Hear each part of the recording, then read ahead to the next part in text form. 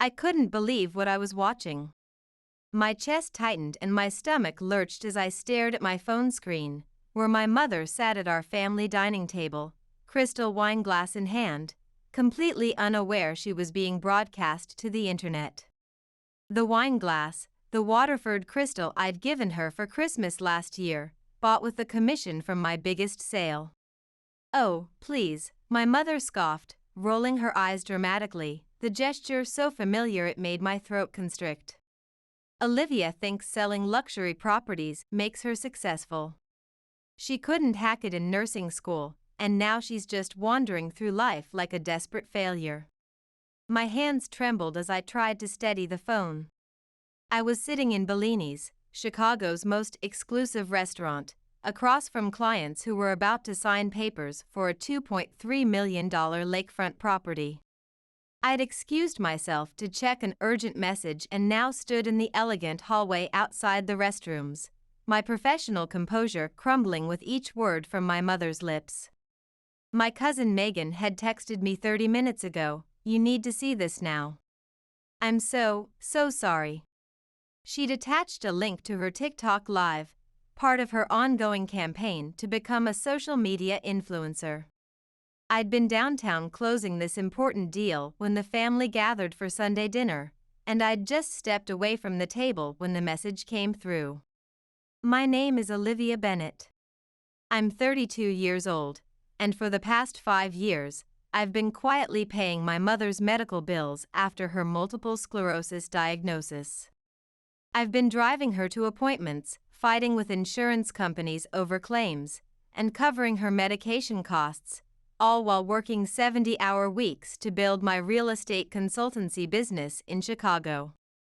No one at that dinner table knew that I'd been denied a mortgage for my own home last month because I'd maxed out my credit cards paying for her latest round of treatments. "It's such a shame," my mother continued on the video, her voice taking on that performative sympathetic tone I knew all too well. She seemed to relish the attention from my Aunt Diana and Uncle Victor. All these grand dreams about becoming a nurse, and now she just sells houses to people who actually succeeded in life. She laughed, and to my horror, I could hear my aunt and uncle chuckling along with her. Megan's camera caught everything. I could see she was filming from her lap, probably trying to be discreet while documenting authentic family moments for her followers. My mother had no idea she was being recorded, which made her words cut even deeper. "Remember when she dropped out of nursing school?" My mother turned to Diana, swirling her wine with practiced elegance. "She came home crying about how hard the exams were. Pathetic. And now she acts like selling a house every few months makes her successful. As if that's something to be proud of." The truth knifed through me. I'd put my nursing education on hold specifically to help her when she got sick. I was in my 3rd year, with excellent grades and glowing evaluations from my clinical rotations. Now I was making more than decent money in real estate, but every extra dollar went to her medical care instead of back to school.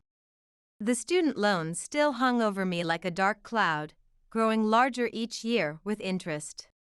"She just doesn't have what it takes," my mother sighed dramatically, reaching for the wine glass. "Some people just aren't cut out for real achievement. Not like Ryan, now he's going places." The live stream continued for another excruciating minute before Megan finally turned the camera away. I leaned against the wall of the restaurant, my breathing shallow, as the bitter reality sank in. For years, I'd told myself that my mother's cutting remarks were just her pain talking, or her misguided way of motivating me to do better. But this wasn't a momentary lapse, this was who she truly was when she thought I couldn't hear, and now there was undeniable proof. My phone buzzed again, another text from Megan. "I'm so sorry you had to see that." I didn't realize what she was saying until it was too late. "Do you want me to take the video down? I feel terrible." I stared at the message for a long moment, my thumb hovering over the keyboard. "No," I typed back, surprising myself with the decision. Leave it up. I need to show you something tomorrow. Thank you for being honest with me. Taking a deep breath, I splashed cold water on my face in the restroom, reapplied my makeup with trembling hands, and returned to my clients with a professional smile that felt like a mask. Somehow I made it through the signing, but I couldn't taste the celebratory champagne. The next morning, the drive back to my apartment that night was a blur. I barely remembered saying goodbye to my clients or navigating Chicago's busy streets. My mind kept replaying my mother's words, her laughter as she mocked the career I'd built specifically to support her. 5 years ago, my life had been on a completely different path. I was 27, excelling in my 3rd year of nursing school, and thriving. I'd wanted to be a nurse since I was a teenager, inspired by the compassionate care my father received during his brief battle with heart disease. He died when I was 16, leaving Mom and me to rely on each other. Then came the call that changed everything. Mom had collapsed while teaching her high school English class and been rushed to the hospital. The diagnosis, aggressive multiple sclerosis that would require extensive ongoing treatment and care. It's not fair, she'd cried from her hospital bed, gripping my hand. How am I supposed to afford all this?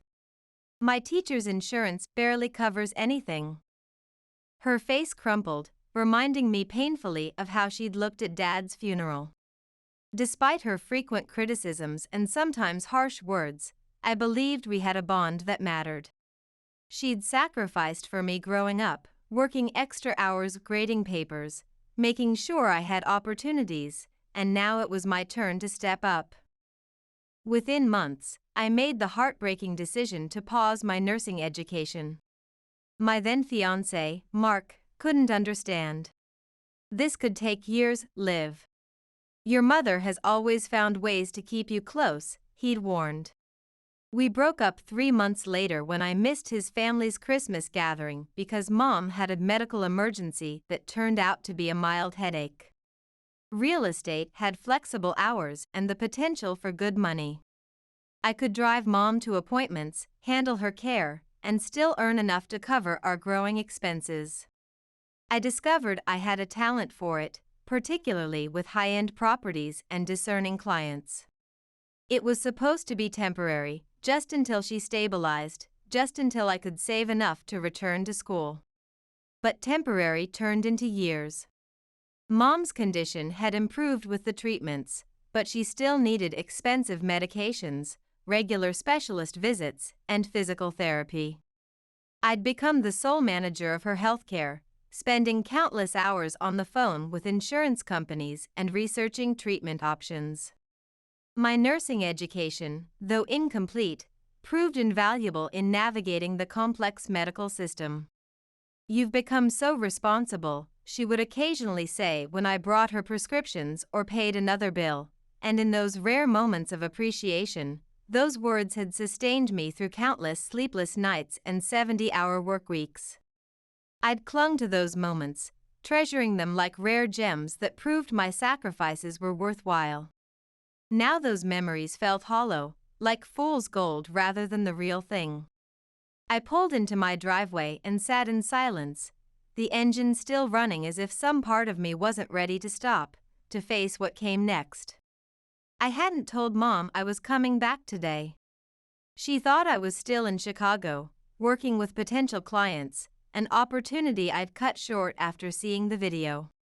My migraine was starting to pulse at my temples, the familiar pain that had become my constant companion over the past few years. My phone buzzed, a text from Megan, "I'm at Percolate on Elm Street. Can meet whenever you're ready." I took a deep breath, trying to organize the tornado of thoughts in my head. Opening my messenger bag, I pulled out a thick folder labeled Mom Medical and Financial.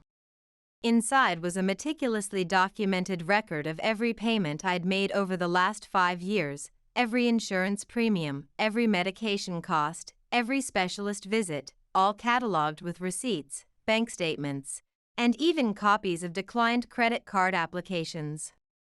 Next to it was a folded nursing uniform I'd never had the chance to wear, still in its plastic wrapper, a painful reminder of the path not taken. I'd been keeping these records for tax purposes and to track my mother's treatment progress, never imagining they would serve as evidence of her betrayal and my own naivety. I gathered the folder and the uniform, took one more steadying breath that didn't steady me at all, and texted Megan back, "Be there in 15 minutes. Thank you for waiting." The coffee shop was bustling with afternoon customers, but I spotted Megan immediately. At 16, she stood out with her vibrant purple-tipped hair and chunky headphones around her neck. When she saw me, her face crumpled with guilt, her eyes red-rimmed from crying. "I'm so sorry, Olivia," she blurted as I sat down, nearly knocking over her iced coffee. I didn't know she would say those horrible things. I was just doing my TikTok live like I always do, trying to get more followers with real family moments, and then Aunt Eleanor started talking about you, and it got so mean and cruel, and God, it's not your fault. I feel terrible. Megan, I said, gently cutting off her rambling, my voice steadier than I expected. Actually, I need to thank you. She froze, eyebrows shooting up in confusion. Thank me? For what? For showing everyone how awful your mom was being? I placed the medical folder on the table and opened it, revealing the overwhelming evidence of 5 years of financial sacrifice.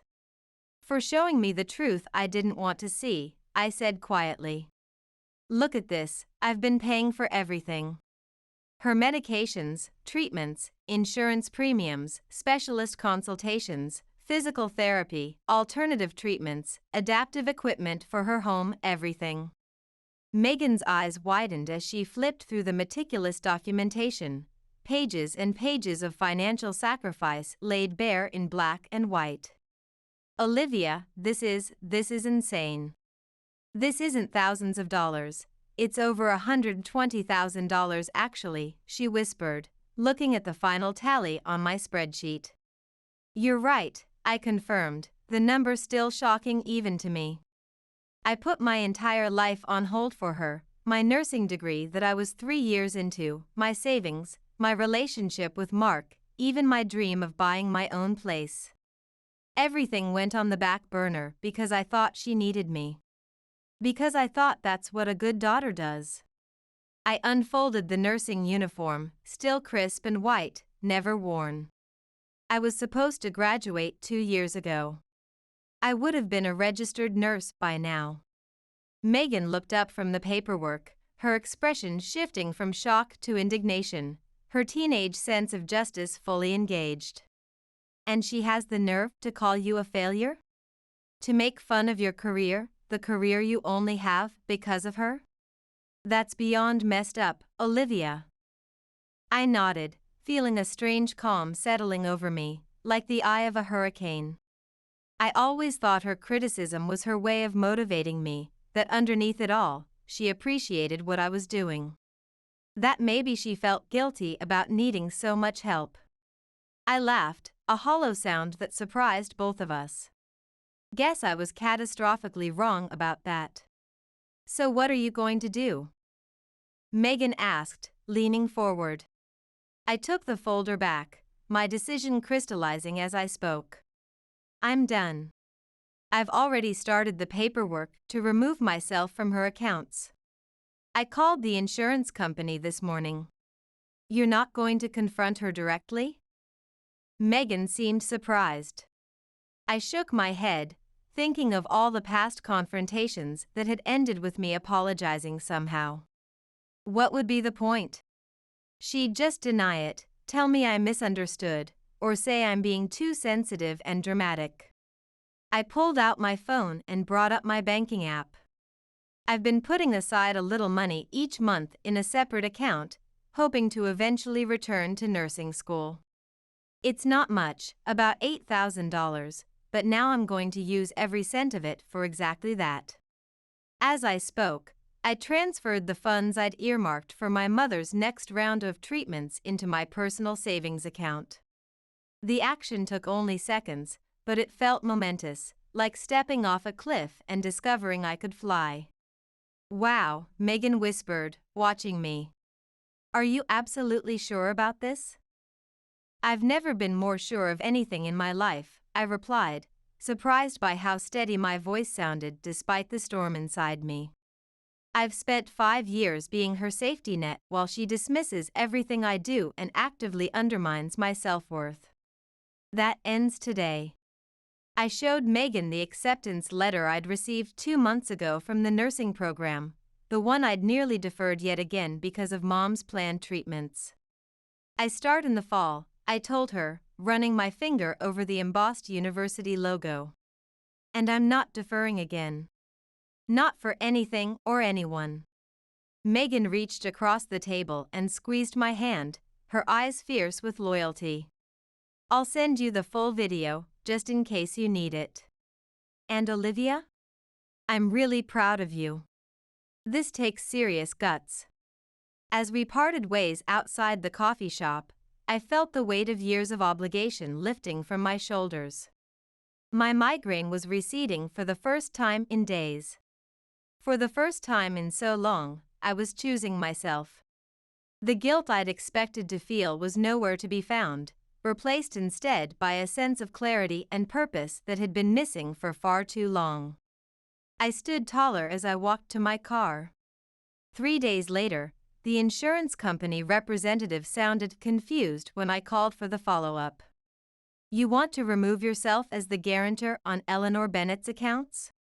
May I ask why? This is quite unusual, Ms. Bennett. Personal reasons, I replied, my voice remarkably steady as I paced my apartment. I'll no longer be responsible for any payments after this month. I need to make that absolutely clear. It was day 3 of my new resolve.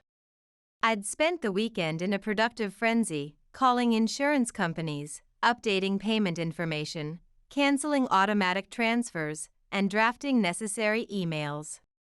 My dining room table was covered with paperwork as I systematically dismantled the financial web I'd created to support my mother. Next to it sat my nursing school acceptance packet, my beacon of hope. The representative continued, her voice cautious, Ms. Bennett, I should inform you that without your support, your mother's premium will increase substantially, likely triple the current amount, and her coverage options may be severely limited. Given her condition, this could impact her access to certain specialists and treatments. I understand completely. I paused, remembering all the times I'd fought these same insurance companies on my mother's behalf. Could you please send a formal letter explaining these changes to her home address? I want to make sure she's fully informed of the implications. I knew exactly what I was doing. The letter would arrive in a week, giving me time to implement the rest of my plan before the inevitable confrontation. Part of me felt cruel, but a stronger part felt like I was finally taking a full breath after years of drowning. My phone had been buzzing with messages from my mother since yesterday. She had no idea what I was doing, but she'd expected me to drive her to a doctor's appointment this morning. I hadn't shown up. Where are you? I've been waiting for an hour. The doctor's office called. They said my insurance card was declined. Fix it immediately. Olivia, this is unacceptable. Are you ignoring me? Answer your damn phone. I need those prescriptions filled today. Each message strengthened my resolve rather than weakening it. I switched my phone to silent and continued working, a strange sense of power flowing through me with each form I completed. By evening, I had completed most of the financial separations and moved on to the next phase. I opened my laptop and began composing a single, carefully worded email to be sent to my entire extended family. Dear family, after much consideration and soul-searching, I will no longer be managing my mother's medical care or financial support. For the past 5 years, I have covered all expenses related to her condition, totaling over $120,000. This has included insurance premiums, medication costs, specialist visits, equipment, and numerous treatments. I've made this decision for personal reasons that I'm not ready to discuss in detail, but I wanted you all to be informed, as my mother may require assistance moving forward. Attached is a detailed breakdown of the support I've provided over the years, should any of you wish to help shoulder this responsibility. I hope you understand that this was not a decision I made lightly or without considerable pain. Sincerely, Olivia. Later that evening, I attached the spreadsheet I'd created, documenting every payment, every appointment, every prescription, and every hour spent managing her care over the past 5 years. The evidence was irrefutable, a meticulous record of my sacrifices laid out in cold, hard numbers. I added a brief note explaining the most critical medications and treatments, then hit send before I could second-guess myself. Megan had sent me the full TikTok live video as promised. My hands shook slightly as I downloaded it and saved multiple copies, one to my computer, one to my cloud storage, one to a password-protected folder on Google Drive, and one to a USB drive that I tucked into my desk drawer.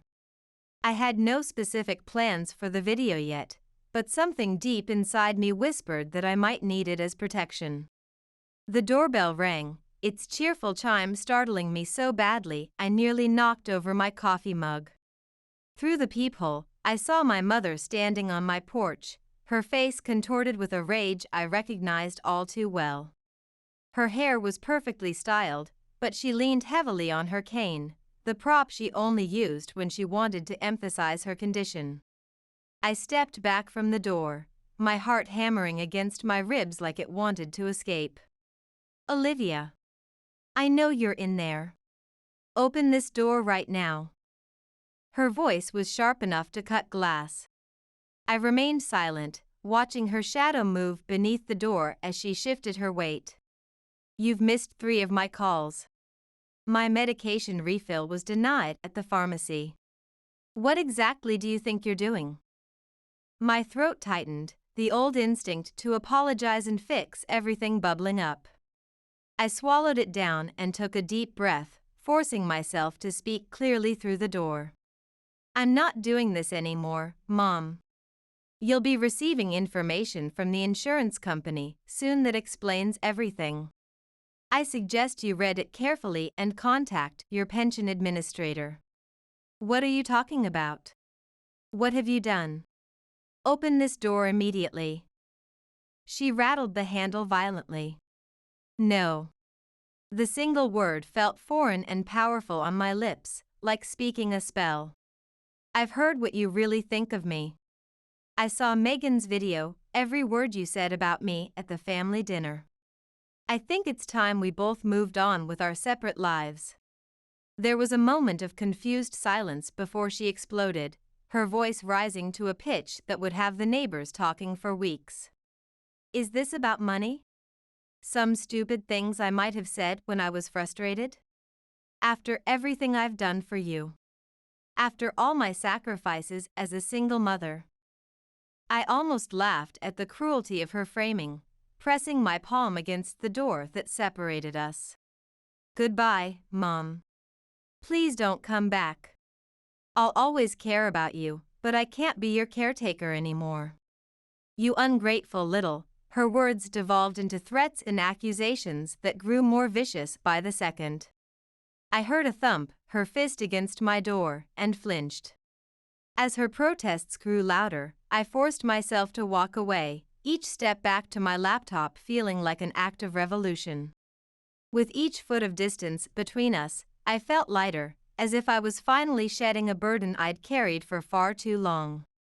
I put on noise-canceling headphones and returned to organizing my nursing school materials, my mother's muffled shouts eventually fading as she realized I wasn't going to give in. 1 week later, the fallout came swiftly and brutally. Within hours of sending my email, my phone exploded with notifications. Aunt Diana was shocked and appalled by my heartless abandonment of my own mother. Uncle Victor thought I was being selfish and cruel beyond words. My cousin Ryan, who'd benefited from my mother's favoritism for years, suggested I grow up and sort out whatever petty disagreement I was having with Mom instead of throwing a tantrum. Only Megan and, surprisingly, my elderly Aunt Bridget, my father's sister, seemed to understand. Bridget's message was simple but powerful. It takes tremendous courage to stand up for yourself after years of sacrifice, dear. Your father would be proud. Call me if you need anything, including a place to stay. I blocked my mother's number first, my finger trembling slightly as I hit confirm. Then, one by one, I muted the relatives who couldn't bother to ask for my side of the story before condemning me. The silence that followed was strangely peaceful, like the calm after a violent storm. 3 days later, I sat in the admissions office at Chicago Central Nursing School, finalizing my re-enrollment for the fall semester. Sunlight streamed through the windows, catching dust motes in golden beams as I signed the forms that would restart my life. You've been away from the program for quite some time, Ms. Bennett, the advisor said, reviewing my file with studious care. But your previous academic record is impressive, straight A's in your clinical rotations. You'll need to take a placement exam to determine if any refresher courses are necessary before you rejoin the program. I understand completely, I replied, feeling a surge of excitement bubble up through the anxiety. I've already started reviewing my old textbooks and nursing journals. I'm ready for whatever it takes. As I walked across campus afterward, trailing my fingers along the brick buildings, I felt a sense of belonging that had been missing for years. The familiar scent of coffee from the student center, the distant laughter from the quad, the purposeful energy of people pursuing their dreams, this was where I was meant to be, following my own path instead of living in service to someone else's demands. My real estate business would need significant adjustments to accommodate my class schedule, but I had already started planning the transition. I'd focus on fewer clients, concentrate exclusively on high-value properties where my commission would be substantial, and hire a part-time assistant to handle paperwork and preliminary showings. I'd already called 3 promising candidates, including a business student named Zoe who seemed perfect for the role. My income would be reduced, at least temporarily, but without my mother's considerable expenses, I could manage comfortably. When I returned to my apartment, a formal-looking envelope awaited me in the mail. My stomach tightened as I recognized the insurance company's logo. Inside was a letter addressed to my mother, mistakenly sent to my address. It detailed the changes to her coverage and the significant increase in premiums now that I was no longer serving as guarantor. The cold, bureaucratic language laid out exactly how much more she would need to pay each month, a staggering amount on a retired teacher's pension. I should have felt guilty. Instead, I felt a complicated mix of vindication and relief. The consequences of her actions and mine were real now, not just theoretical. I carefully placed the letter on my counter, planning to forward it to her tomorrow. My phone rang with Megan's custom ringtone, "Truth Hurts" by Lizzo, a recent change that made me smile despite everything. "Olivia, have you seen what's happening in the family group chat?" she asked without preamble, her voice tense with indignation. "I left all those chats days ago," I admitted, sinking onto my couch. I couldn't take the constant notifications and judgments. "Well, you're missing quite the performance. Your mom is telling everyone you've had some kind of mental breakdown. She's saying you've been under extreme stress from your failing business, and that's why you're acting out and turning against family." I could hear the air quotes in Megan's voice. She's completely twisting everything around to make herself the victim. I sighed, unsurprised yet still somehow disappointed. Classic deflection and narrative control. She's always been good at that. "That's not all," Megan continued, her voice dropping.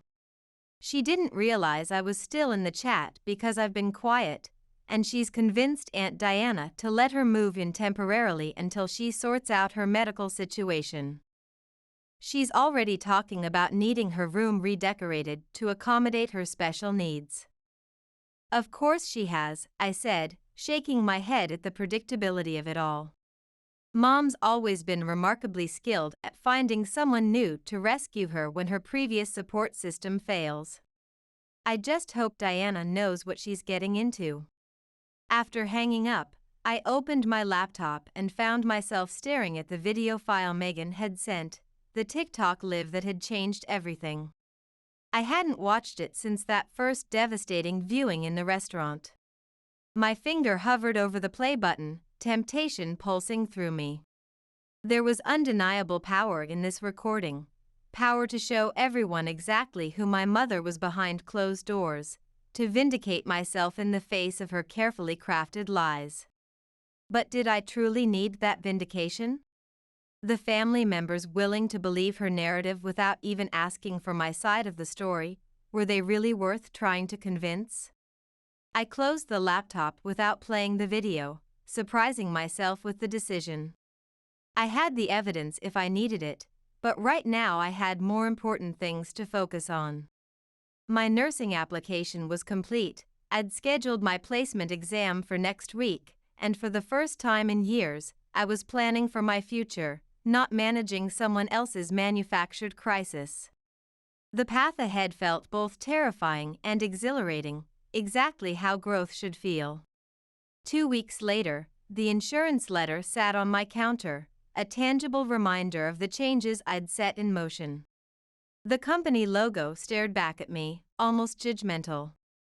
After a moment's consideration, I addressed a new envelope to my mother's actual residence at my aunt's house, placed the letter inside, and added a short note on a crisp note card. This was sent to my address by mistake. I suggest you read it carefully. No signature, no emotion, just facts and the implied consequences of her actions. As I slipped the envelope into the mailbox at the corner of my street, I felt another piece of my burden lift away, like shedding weight I'd carried for so long I'd forgotten it wasn't part of my natural body. The consequences of her choices were now hers to bear, not mine. The thought was both terrifying and liberating. 2 weeks passed in relative calm, a rare experience in my adult life. I threw myself into preparations for nursing school, studying pathophysiology and pharmacology during every spare moment between property showings and client meetings. My dining table transformed from a command center for my mother's medical care to a study haven covered with textbooks, highlighters, and flashcards. The placement exam was scheduled for Friday, and I felt a growing confidence with each practice test I completed. The migraine headaches that had plagued me for years were becoming less frequent. Then came the ambush.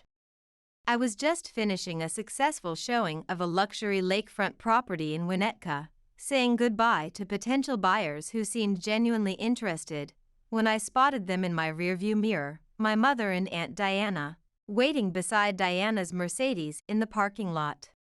My mother leaned dramatically on her cane, her posture designed to evoke maximum sympathy. My first instinct was to drive away, to escape the confrontation I knew was coming. My hands tightened on the steering wheel. But they had clearly seen me, and Diana was already waving. Running would only postpone the inevitable and make me look guilty of something. I took a deep breath, fixed my professional smile in place, and stepped out of my car. "Olivia," my mother said, her voice sickly sweet with a theatrical tremor. "We need to talk, sweetheart." Up close, I could see the calculated dishevelment. Her normally perfect hair was deliberately unstyled, her makeup minimal except for the dark circles under her eyes that looked suspiciously enhanced. She leaned heavily on her cane, a prop she typically only used when she wanted to emphasize her condition for maximum effect. "I have nothing to say," I replied, keys clutched so tightly in my hand that they left imprints on my palm. The smell of Diana's expensive perfume mingled with the crisp autumn air. Aunt Diana stepped forward, her face a mask of righteous concern. "Your mother is struggling terribly, Olivia. Her medication costs have tripled, and she can't get appointments with her specialists anymore. She was denied a prescription refill yesterday. Is that really what you wanted? To punish your own mother? What I wanted, I said carefully, measuring each word, was to be treated with basic respect and appreciation. What I wanted was recognition for 5 years of sacrifice and support. What I wanted was a mother who didn't call me a desperate failure and pathetic behind my back while drinking wine I paid for. My mother's face paled, the practiced expression of suffering momentarily replaced by genuine shock. What are you talking about? I saw the video, Mom. Megan's TikTok live from the family dinner. I met her gaze steadily, refusing to look away as I had so many times before. I heard every single thing you said about me, about my career, about my life choices, all while cashing my checks. A flash of recognition crossed her face, quickly replaced by defensive anger. You're completely twisting things out of context. I was just venting a little frustration after a bad day. Everyone does that. You've never complained about anything in your life? Never said something in the heat of the moment? Aunt Diana looked confused, glancing between us. What video, Eleanor? What is she talking about? I almost laughed at the irony. My mother hadn't even told her closest allies about the live stream, probably hoping I would never discover it. Even now, she was controlling the narrative. Show her the video if you want, I said to my mother, gesturing toward Diana's phone peeking from her designer purse. Or don't. It doesn't change anything. I've made my decision, and I'm not going back on it.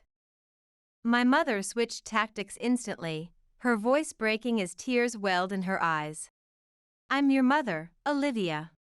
After everything I've done for you, how can you abandon me when I need you most? Is this how I raised you to behave? Something snapped inside me, a dam breaking after years of pressure. 5 years of suppressed resentment boiled to the surface, hot and unstoppable. Everything you've done for me?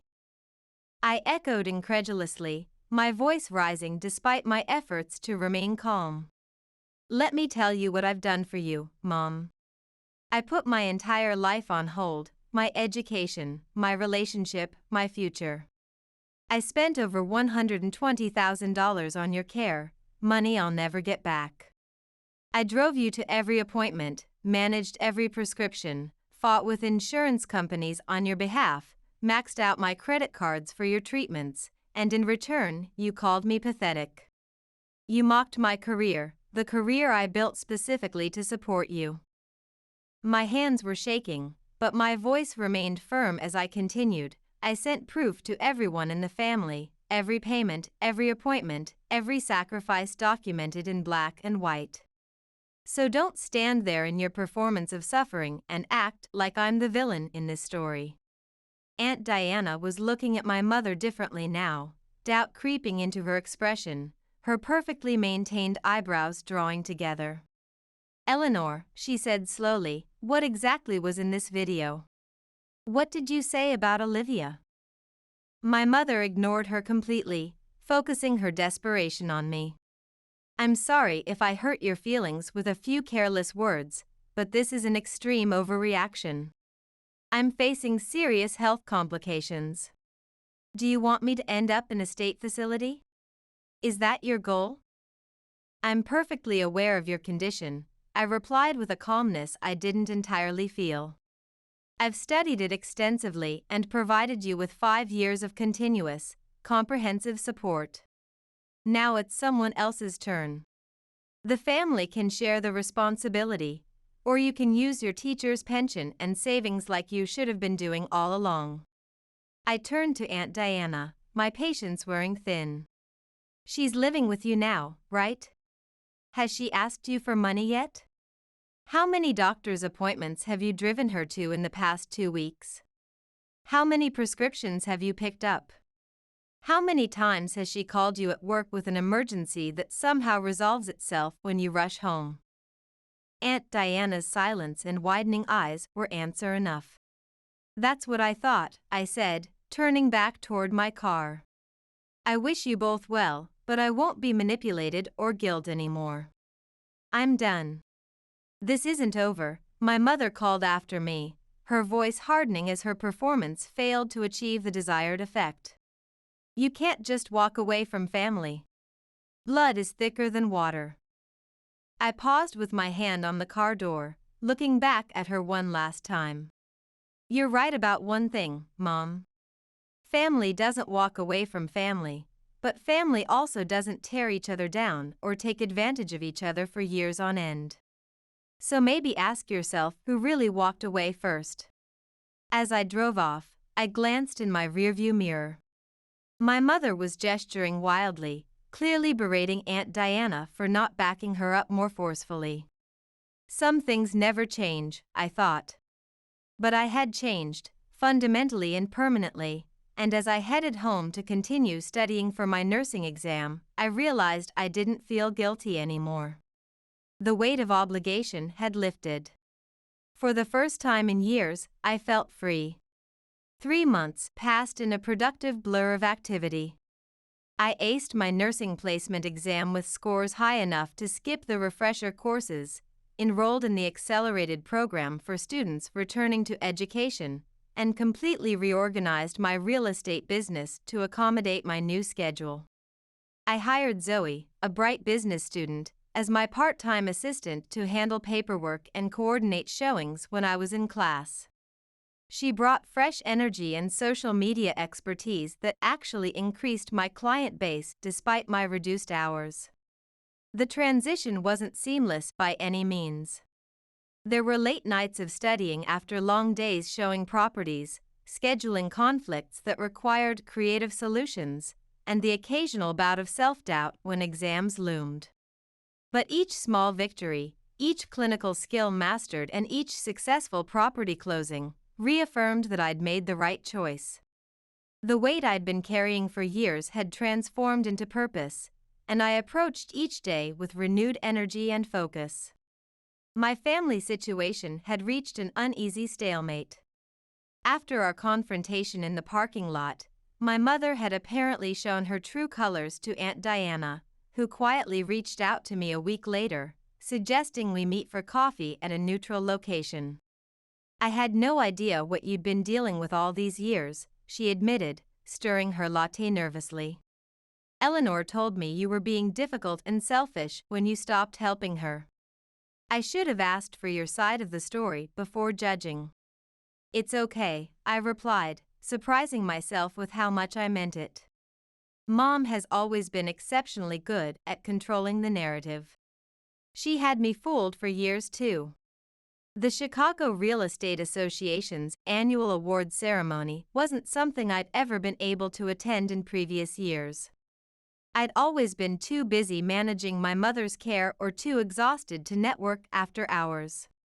But when my broker nominated me for the Resilience in Real Estate Award, recognizing agents who overcame significant challenges while maintaining their business, I was genuinely moved by the gesture. "You're a shoo-in," my colleague Lucas insisted during our monthly team meeting. "You've closed more luxury listings than anyone else while starting nursing school and completely restructuring your business model. If that's not the definition of resilience, I don't know what is." I didn't expect to win against the other accomplished nominees, but I was looking forward to the ceremony, a chance to celebrate how far I'd come both professionally and personally, to exist in a space where I was valued for my achievements. The evening of the ceremony arrived crisp and clear. I found myself in the grand ballroom of the Drake Hotel, surrounded by Chicago's real estate elite.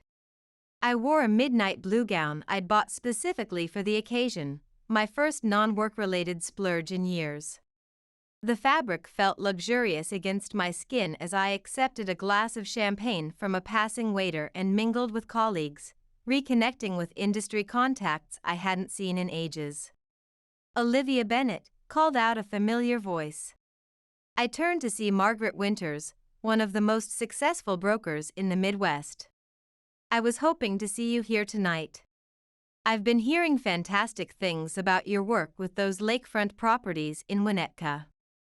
We chatted easily about recent market trends and property values, and I found myself fully engaged in the conversation, present and articulate, a welcome change from the distracted, overwhelmed person I'd been for years, always waiting for the next crisis call from my mother. My phone vibrated in my clutch. I ignored it at first, fully immersed in the professional moment I was enjoying. When it vibrated again a minute later, I politely excused myself and stepped aside to check the screen. 5 missed calls from a number I didn't recognize, and a text message, "It's Megan, using Uncle Victor's phone. Emergency with your mom. Call back ASAP." A knot formed in my stomach, familiar but no longer debilitating. I stepped into a quiet hallway and returned the call. "Megan, what's going on?" "I'm so sorry to bother you," Megan said, her voice tense with genuine concern. "I'm at Northwestern Memorial with your mom. She fell at Aunt Diana's house, and they think it might be a reaction to her new medication regimen. She's asking for you." I closed my eyes, leaning against the wall of the elegant hallway, waiting for the familiar wave of guilt and obligation to wash over me.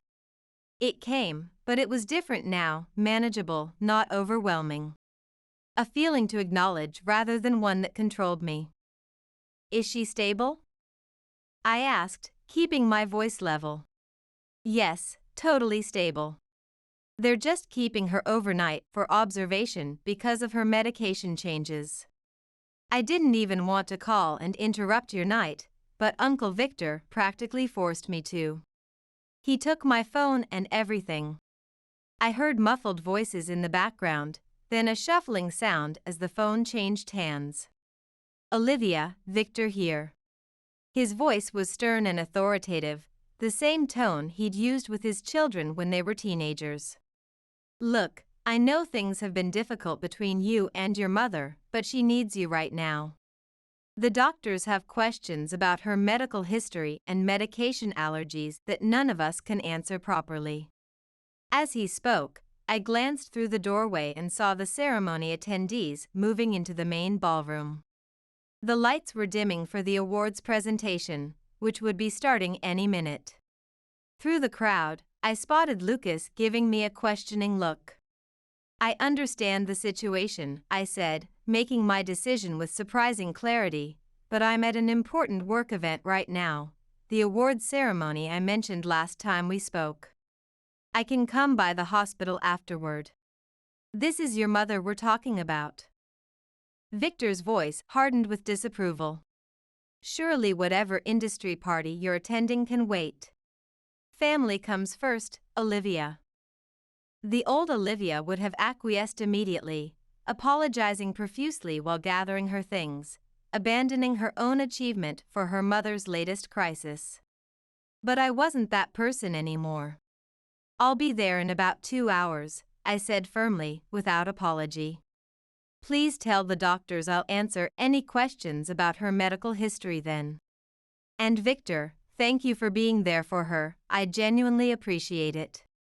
I ended the call before he could protest further and took a deep, centering breath. As I turned to rejoin the ceremony, I caught my reflection in a decorative mirror hanging in the hallway, shoulders back, chin high, eyes clear and focused. For the first time in years, I truly recognized myself. The woman staring back at me wasn't a shadow or a caretaker or an extension of someone else's needs, she was whole and determined. I slipped back into the ballroom just as the president of the association approached the podium. Lucas had saved me a seat at our brokerage's table, and I slid into it with a grateful smile as the lights dimmed further. "And now, the moment we've all been waiting for," the president announced after acknowledging the other award categories. "The winner of this year's Resilience in Real Estate Award, recognizing exceptional achievement in the face of significant challenges." I held my breath, not daring to hope. "Olivia Bennett of Lakefront Luxury Properties." The room erupted in applause, the sound washing over me in waves. For a moment, I sat frozen in shock, my heart pounding in my chest. I genuinely hadn't expected to win against the other accomplished nominees. Lucas nudged me with his elbow, grinning broadly. "Told you. Now get up there." As I rose on slightly unsteady legs and made my way to the stage, familiar faces smiled at me from every table, colleagues, mentors, and even competitors, all united in recognizing what I'd accomplished. The validation felt almost overwhelming after years of having my achievements dismissed or minimized. The crystal trophy felt substantial in my hands, catching the stage lights as I approached the microphone. Looking out at the audience, I saw nothing but support and professional respect, such a stark contrast to the family dinner table where I'd been belittled. "Thank you," I began, my voice steadier than I expected. "This recognition means more to me than I can possibly express. The past few years have been profoundly challenging, balancing a demanding career with significant personal obligations. There were many days, and even more nights, when I wasn't sure I could keep going." I paused, thinking of the countless hours I'd spent researching treatment options for my mother, the early mornings rushing to prepare for showings after sleepless nights filled with worry and paperwork. But real estate isn't just about selling properties or closing deals. It's fundamentally about resilience, adapting to changing markets, overcoming obstacles, and finding solutions when everything seems impossible. Those same skills helped me navigate my personal challenges and eventually find my way back to my original passion, nursing. The crowd murmured with interest at this revelation, and I saw several people lean forward in their chairs. I'm now pursuing my nursing degree while continuing to serve my real estate clients, and I've never been more fulfilled professionally. So this award isn't just for my work in real estate, it's a reminder to all of us that we can reinvent ourselves at any point in our lives. Sometimes the biggest challenges lead to our most authentic paths. Thank you for this tremendous honor. The applause seemed even louder as I walked back to my seat, where Lucas and our other colleagues congratulated me with enthusiastic handshakes and hugs. As the ceremony wrapped up, several people approached to ask about my unusual career combination, genuinely interested in my unconventional path and how I was managing both pursuits. By the time I checked my phone again, it was nearly 9:30 p.m. I had 3 more missed calls from Uncle Victor and a text from Megan, "She's totally stable." The doctor already answered most questions. "Take your time and congrats on your award." I gathered my things, said my goodbyes to colleagues who were heading to the after-party, and headed for my car, the trophy carefully wrapped in tissue paper inside my tote bag.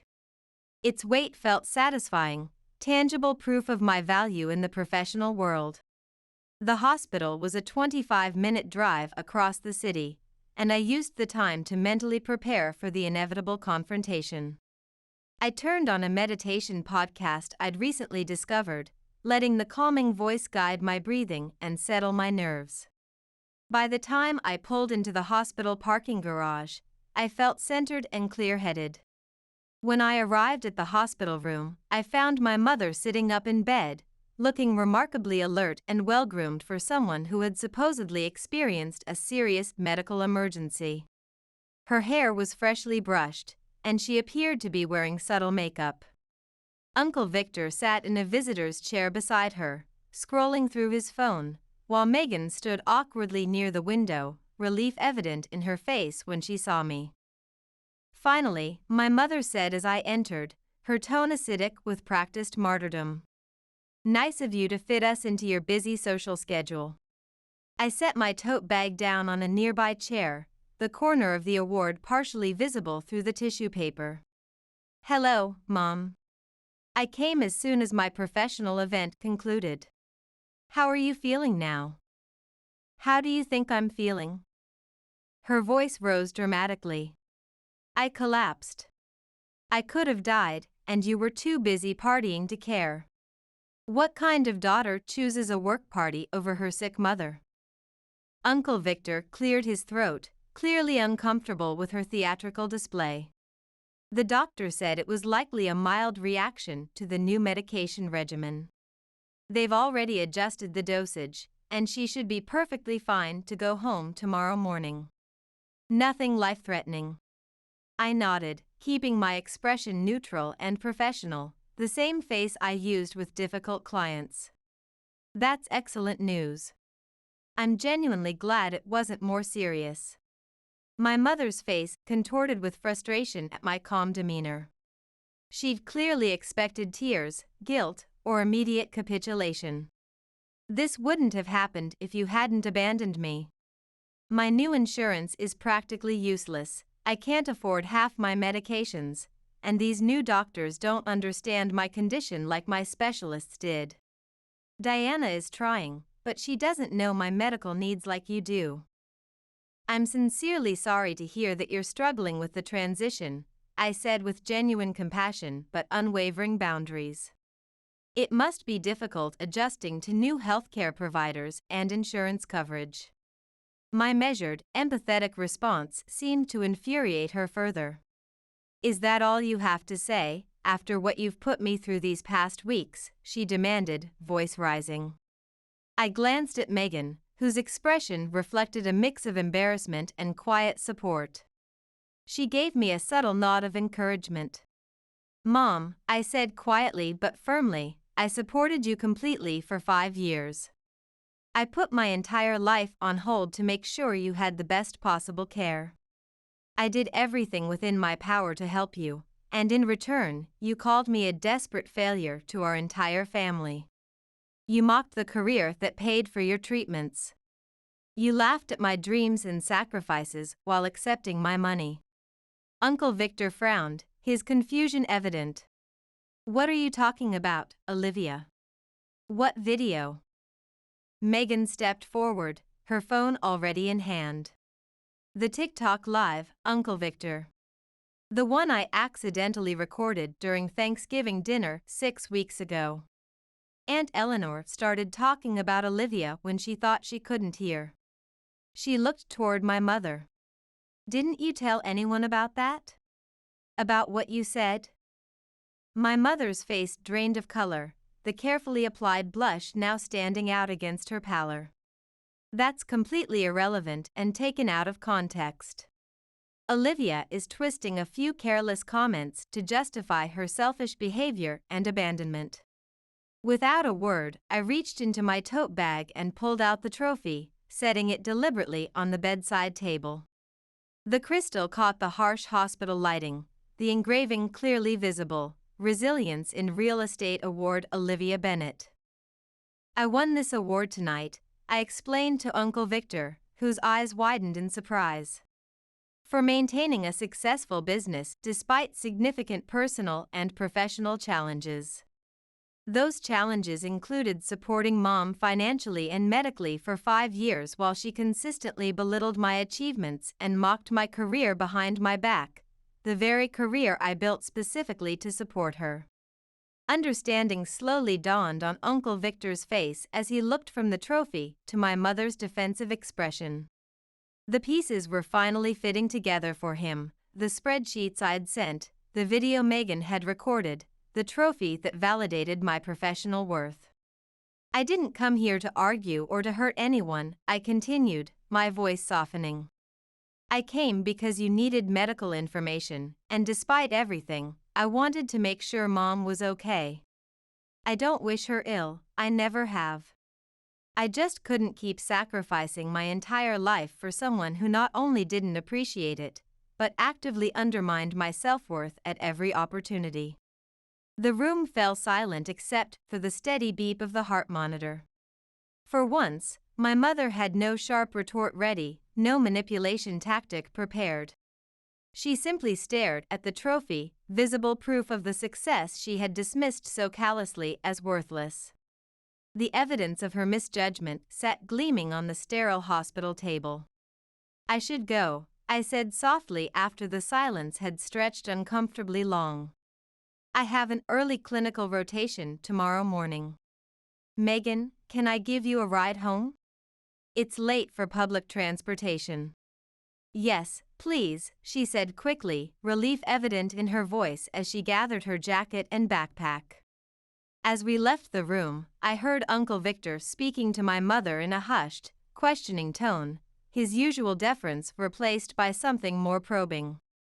The conversation I'd been avoiding for months was finally happening, but this time, I wouldn't be the one fighting to be heard or struggling to justify my worth. I had said my piece, shown my evidence, and now I was walking away, head high and conscience clear. 3 months later, I stood in my crisp white nursing uniform, hands steady as I administered N4 to my patient, a woman in her 70s with kind eyes who reminded me a little of my father's sister. My clinical instructor nodded approvingly as she observed my technique. "Excellent work, Bennett. Your clinical skills are advancing remarkably quickly," she said, making a note on her clipboard. "Your previous experience with medical administration is really showing." I smiled as I secured the line and adjusted the drip rate. "Thank you. It feels like everything's finally clicking into place. Like I'm exactly where I should be." After completing my shift at the teaching hospital, I headed to my car in the staff parking lot, pausing to check my phone in the cold winter air. A text from Megan lit up my screen. "Your interview is blowing up online. 35K views already and growing. You're like, actually famous now." I laughed, shaking my head in amazement as I unlocked my car. Last week, I'd been interviewed by the Chicago Medical Review about career changers entering nursing later in life. The interviewer had been particularly interested in how my real estate experience had prepared me for healthcare. Both fields require exceptional attention to detail, strong communication skills, and the ability to guide people through major life transitions, I'd explained, choosing my words carefully. And both taught me the crucial importance of professional boundaries, something every healthcare provider needs to master for their own well-being and their patients' safety. As I drove home through the early evening darkness, my phone rang through the car's Bluetooth system. An unknown number flashed on the dashboard display. "Hello, Olivia speaking," I answered, keeping my eyes on the road. "Hello, Olivia. It's Victor." My uncle's voice sounded hesitant, almost tentative, so different from his usual authoritative tone. "Do you have a minute to talk?" I tensed slightly, instinctively bracing for bad news. "Is everything okay?" Yes, everything's fine," he assured me quickly. I saw your interview in the medical review. It was quite inspiring, actually. Very well spoken." "Thank you," I replied, genuinely surprised by the compliment after months of minimal contact with my mother's side of the family. "Your mother saw it too," he added quietly after a brief pause. I waited, my hands tightening slightly on the steering wheel, bracing myself for news of her latest criticism or complaint. Old habits die hard. "She didn't say much," Victor continued, filling my silence, "but I think seeing you in that nursing uniform, speaking so confidently about your new path, I think it finally made things real for her. You really are doing it, becoming a nurse just like you always wanted, despite everything." I pulled into my driveway, letting the car idle as I processed his words. Snowflakes were beginning to fall, catching in the glow of my headlights. "I'm proud of you, Olivia," he said, his voice uncharacteristically emotional. "And I'm sorry I didn't see what was happening sooner. What you were dealing with all those years." The simple acknowledgement brought unexpected tears to my eyes. I blinked them away, watching the snowflakes melt on my windshield. "Thank you, Victor. That means a lot to hear." After we hung up, I sat for a moment in my quiet car, reflecting on how much had changed in less than a year. Inside my apartment, the trophy from the real estate award sat on my bookshelf now, next to my growing collection of nursing textbooks, physical reminders of my past achievements and future goals, both equally valid parts of my identity. My mother and I still weren't speaking, but that was okay. I had finally stopped expecting validation from someone incapable of giving it. Instead, I found it in my own accomplishments, in the grateful smiles of patients who thanked me for my care, in the professional recognition that validated the new path I'd chosen for myself. As I entered my apartment, dropping my keys in the bowl by the door, I smiled at the organized chaos of my living room, half nursing study center, half real estate office. Tonight I would review my pharmacology notes for next week's exam, then maybe call Megan later to catch up on family news. Tomorrow, I had a high-end property showing scheduled between my classes. My life was full, purposeful, and entirely my own. The phone call from Victor was an unexpected grace note, appreciated but not necessary for my happiness or sense of self-worth. Whether my mother ever came to terms with my decision didn't define me anymore.